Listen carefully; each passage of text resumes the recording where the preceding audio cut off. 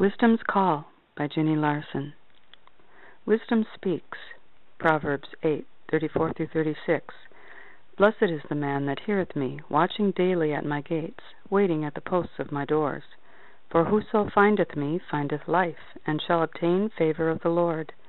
But he that sinneth against me wrongeth his own soul. All they that hate me love death. Adam Clarke. Quote, watching daily at my gates. Wisdom is represented as having a school for the instruction of men, and seems to point out some of the most forward of her scholars coming through their intense desire to learn, even before the gates were opened, and waiting there for admission, that they might hear every word that was uttered, and not lose one accent of the heavenly teaching. Blessed are such. James 3:17. But the wisdom that is from above is first pure, then peaceable, gentle, and easy to be entreated, full of mercy and good fruits, without partiality and without hypocrisy. There is one true wisdom, and that is the wisdom that comes from our Creator, who created the universe and us also. He himself is wisdom, and no one can learn true wisdom without learning him. The one who sins against this wisdom not only wrongs him, but wrongs his own soul. Our soul was created by him and for him, and all things that give it life are in connection with him. To spurn him is to hate our own soul and love death. Separation from him is death. There is a difference between knowledge and wisdom. Many have knowledge or understanding of the way things work, and have gained much learning in different areas of life. But wisdom comes from God alone. Wisdom comes from understanding his ways with that knowledge, and how to apply that knowledge to life now and hereafter. Many who are very intellectual take pride in their intellect, their ability to learn and understand. Yet without knowing God and without accepting his wisdom, they make themselves out to be fools. Romans 1:21 through 22.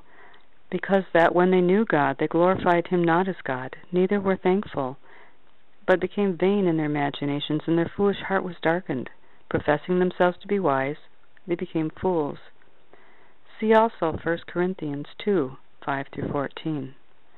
The things of God are a mystery to the natural mind. They cannot be known except through God's Spirit.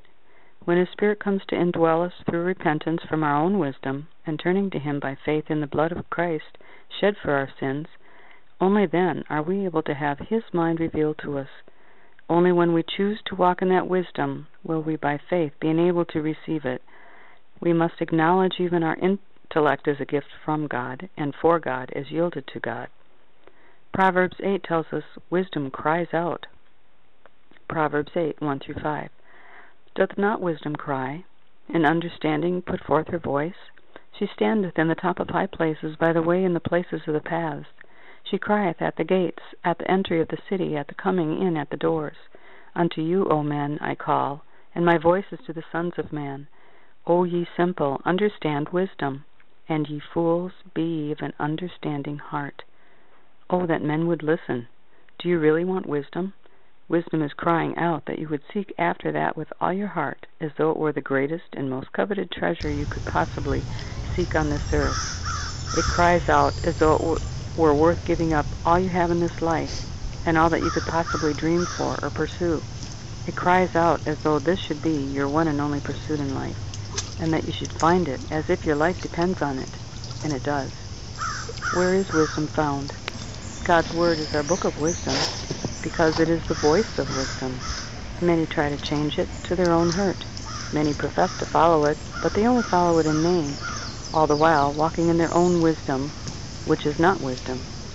Many claim the name of Christ, but do not follow Christ, but instead make up their own form of Christianity. If you are not following Christ, call yourself by another name, but not his. He is not a variety of religious beliefs. He is the God, the Son who came from above, and became the only way of salvation from sin and self. If you do not put your faith in him as such, please don't call yourself by his name. He is not one of many ways to heaven. He is the way, the truth, and the life, and no man comes to the Father but by him. John 14:6. No hidden message in that. It's very clear and easy to understand. Are you looking for counsel, understanding, advice? Proverbs 8:14 through 16. Counsel is mine, and sound wisdom. I am understanding. I have strength.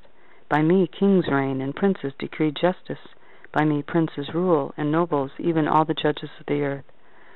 The most intelligent man who rebels against God's wisdom is the most foolish man of all. The most unlearned in the world's eyes, who has the mind of Christ, is the most wise. Intelligence has nothing to do with it, and even that must be surrendered to God with no trust in our own intelligence whatsoever, but a complete reliance on Him to fill and use that intelligence with His own wisdom and understanding.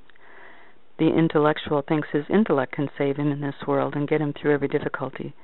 He prides himself in it, but it can never save his soul. It can never give him true understanding. In fact, the enemy can use it and bring him and others through him to destruction, because he has no understanding about such things. We must be careful as believers not to think we can understand God with our intellectual ability.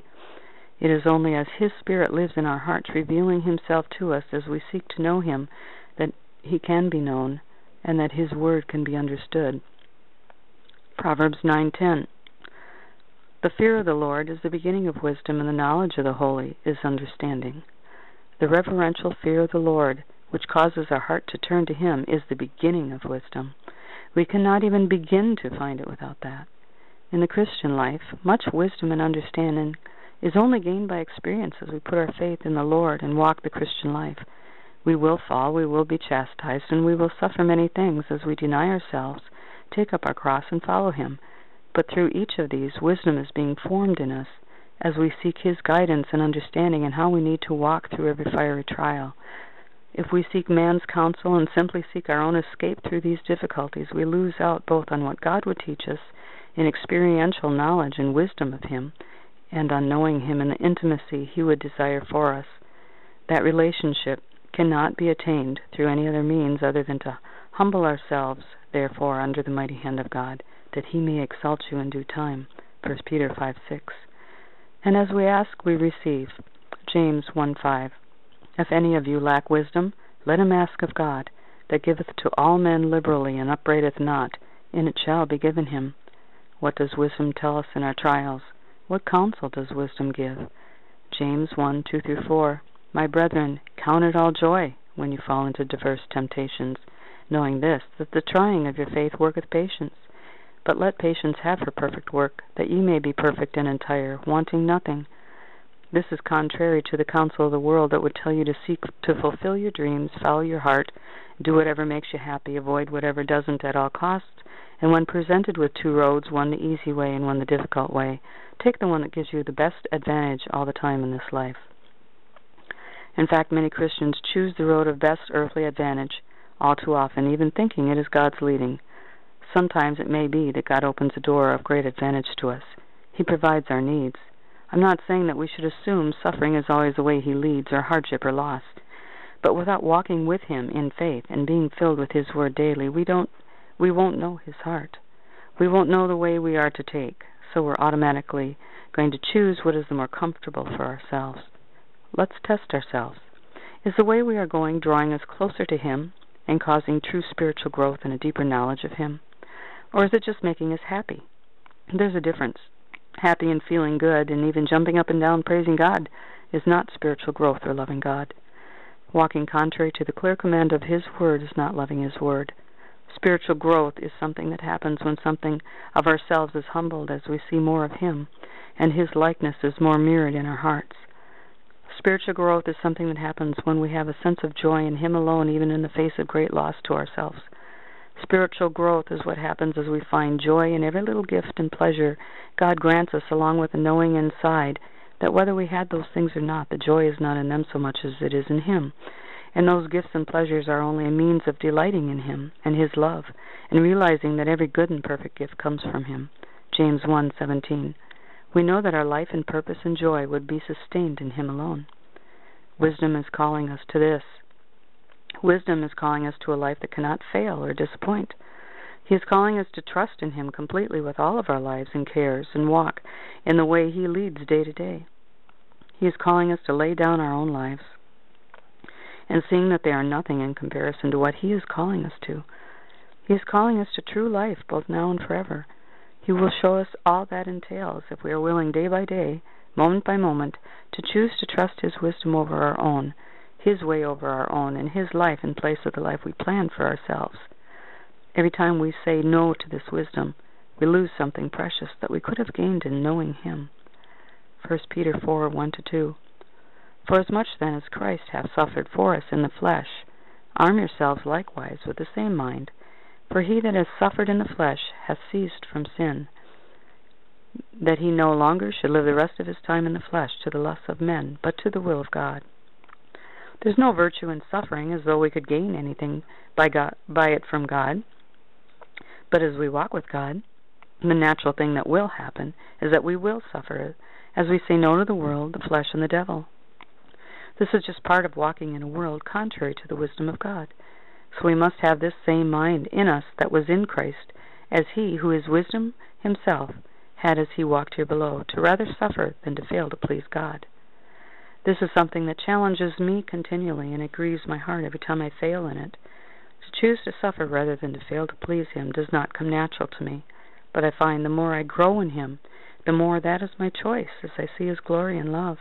I'm drawn to that glory and love, and nothing is worth sinning against that glory and love. No law is needed where wisdom and love fill the heart. I guess that is another measure of our spiritual growth. Do we need the law and fear as a bridle in a horse's mouth to turn us where we should go? Or do we see and hate sin as He does? And would we go to the cross for the sake of His love? Wow.